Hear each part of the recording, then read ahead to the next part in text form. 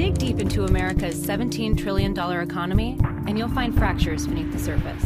The spoils are split unevenly between men and women, old and young, high school dropouts, and MBAs. But one of the most divisive disparities is only skin deep. This is the economy in black and white. Everything you own, houses, stocks, cars, that's your wealth. In 2011, the wealth of the median white household was over $110,000. African Americans on average, 17 times less, just over $6,000. And housing has a lot to do with it. For the average American, their home is the most valuable part of their portfolio.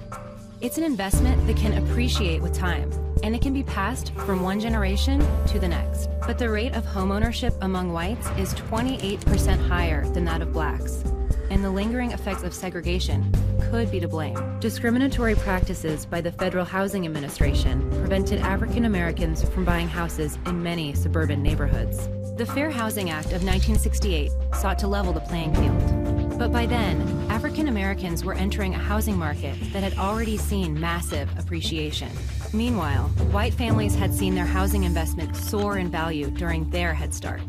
Fast forward to the 21st century, minority groups were again victims of housing exploitation, this time by big banks.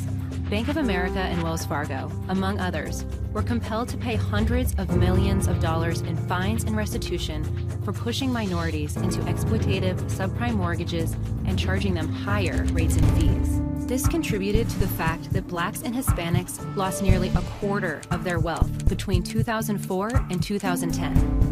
Whites lost just 1% during that same period. So the American economy houses two realities, one black, one white. The divide between them, a measure of inequality.